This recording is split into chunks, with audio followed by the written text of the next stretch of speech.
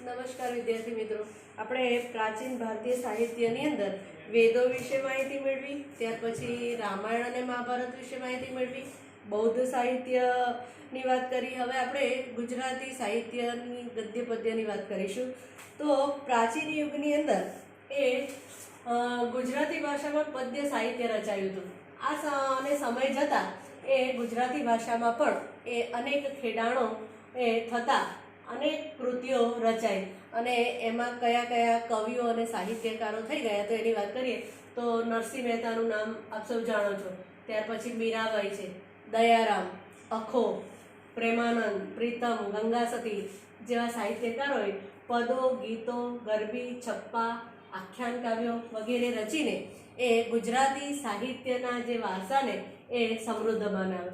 ત્યાર પછી લેખકોની અંદર નર્મદ છે, નવલરામ, કિશોરલાલ મશરૂવાળા, પન્નાલાલ પટેલ, ઉમાશંકર જોશી, મહિપતરામ, રૂપરામ, નીલકંઠ, પછી ગોવર્ધનરામ ત્રિપાઠી જેવા સાક્ષરવર્યોએ ગુજરાતી સાહિત્યને ખૂબ જ એ સમૃદ્ધ બનાવ્યું. તો એ સમય દરમિયાન આ રીતે ગુજરાતી ગદ્ય પદ્યની અંદર પણ અનેક પ્રકારના સાહિત્યો લખાયેલા. ત્યાર પછી જઈએ દક્ષિણની અંદર, તો દક્ષિણની અંદર જે તમિલ કુળની 4 ભાષાઓ તમિલ, તેલુગુ, કન્નડ અને મલયાલમ આ દ્રવિડ કુળની ભાષાઓ, તો એનો પણ વિકાસ થયેલો.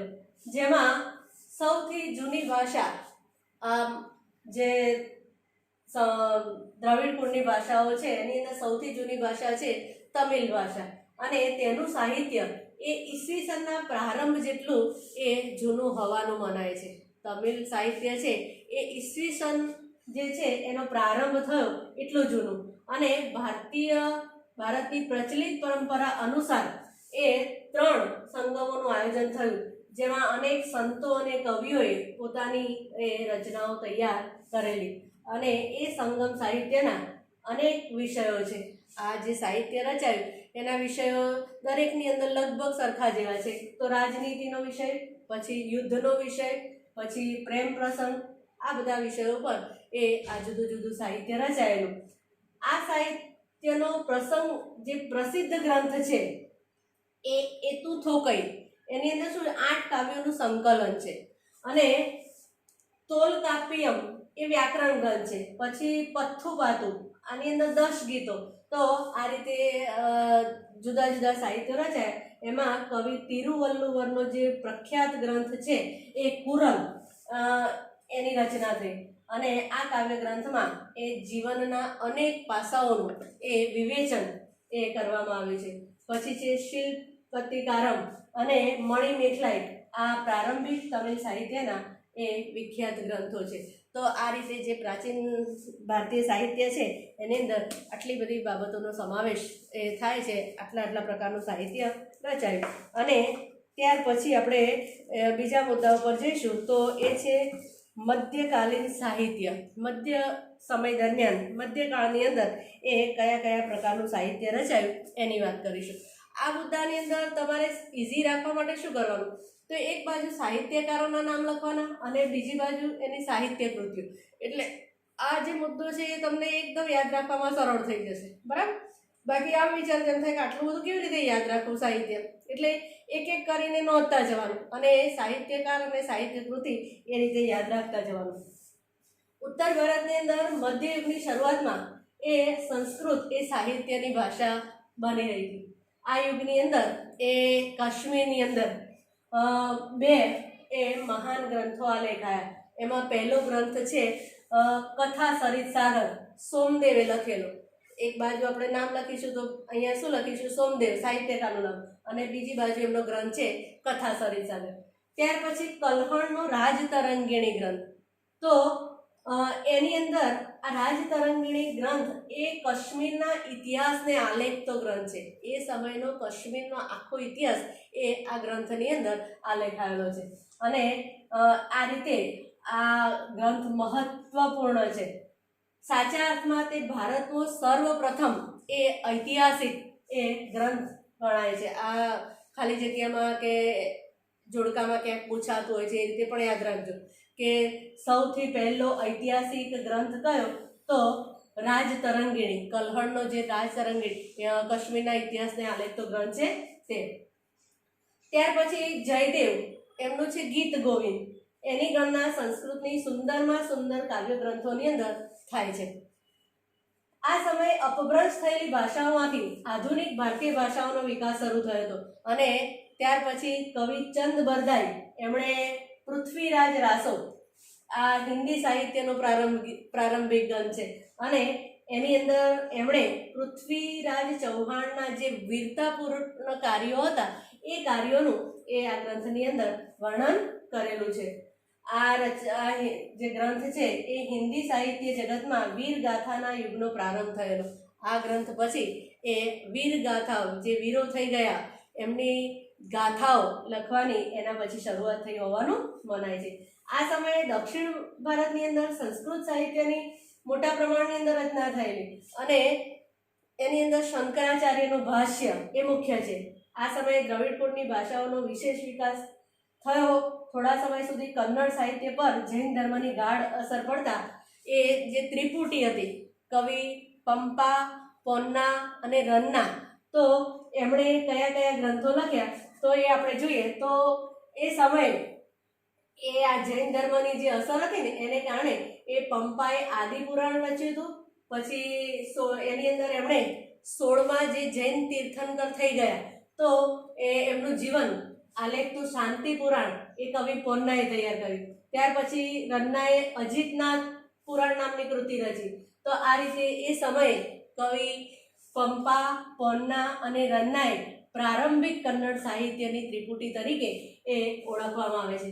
કવિ કંબલે એ સમયે તમિલ ભાષાની અંદર રામાયણમ નામના ગ્રંથની રચના કરી અને તમિલ ભાષામાં અન્ય એવા પ્રસિદ્ધ સાહિત્યો પણ રચાયેલા. તો આ ઉત્તરની અને દક્ષિણના સાહિત્યોની વાત કરીએ આપણે, બરાબર.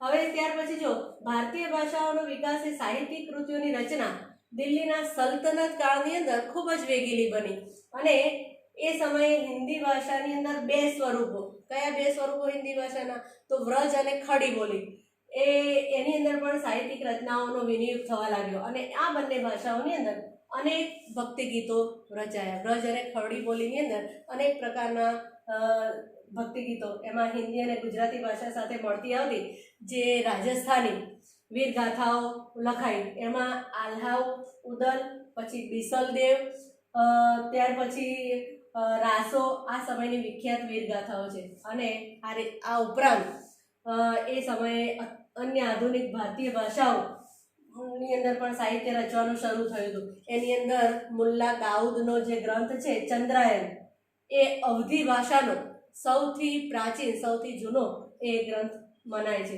જો કે પ્રાચીન ગ્રંથો પરના ભાષ્યો હજુ પણ આ સમયે સંસ્કૃત ભાષામાં એ રચાયા હતા. ત્યાર પછીની આપણે વાત કરીશું તો ફારસી ભાષાની વાત કરીશું.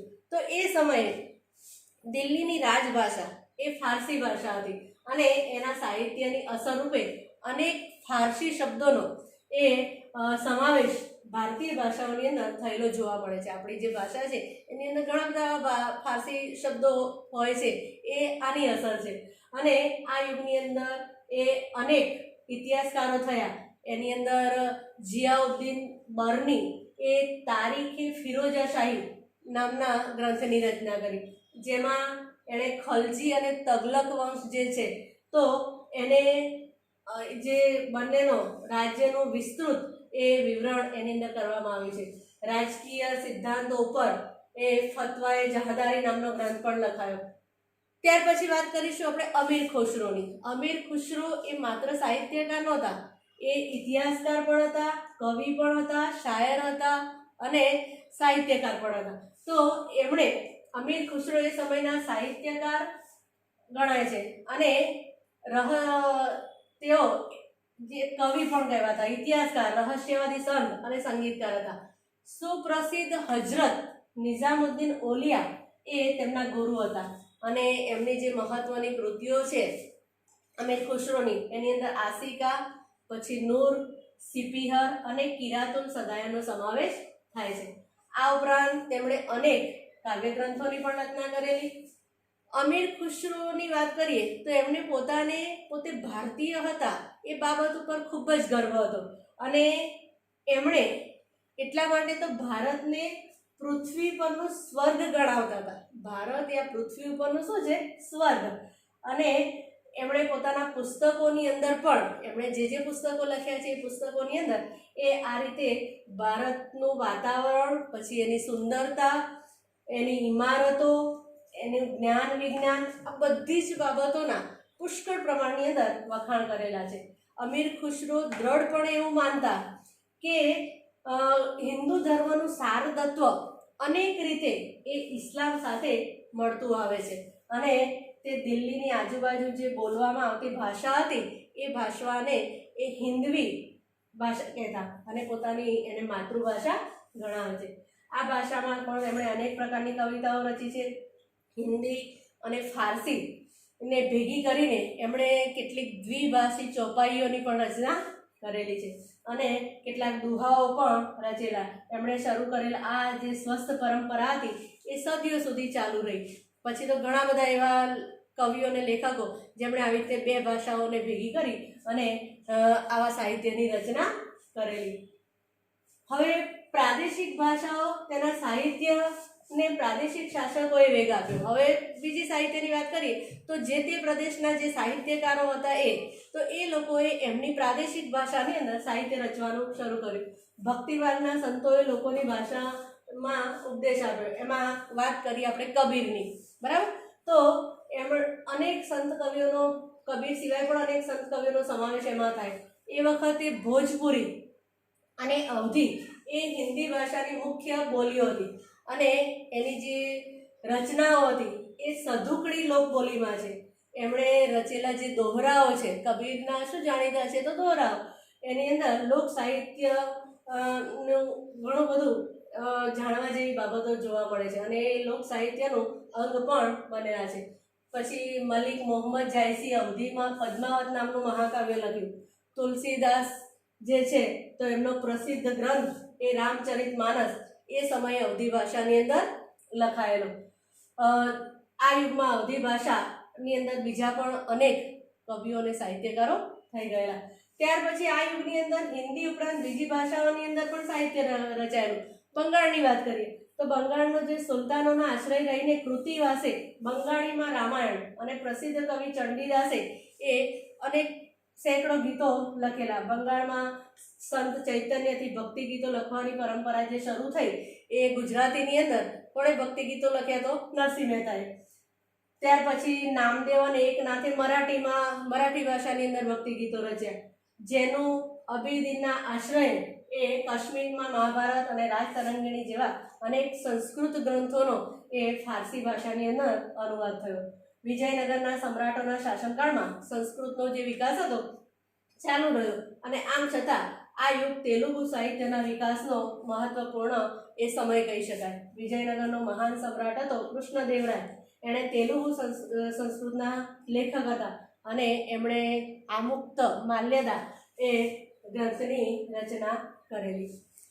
ત્યાર પછી આપણે વાત કરીશું મુઘલ શાસન દરમિયાન એ કલા સાહિત્યનો શું વિકાસ થયેલો તે.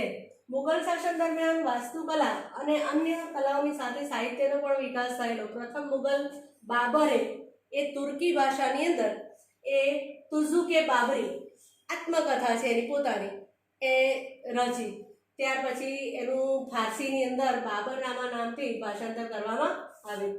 હુમાયુની બેન હતી ગુલબદન બેગમ, તો એણે હુમાયુનામા લખ્યું અને જહાંગીરે તુઝુકે જહાંગીરી લખ્યું. આ રીતે એ જે મુઘલ સમ્રાટો હતા એમણે પોતપોતાની જે આત્મકથા હતી એ આત્મકથા એ આ રીતે જુદી જુદી રીતે એમણે પોતાની ભાષામાં લખી. હવે પછીની જે વાત છે આપણે મધ્યકાલીન સાહિત્યની આવતા તાસની અંદર કરીશું.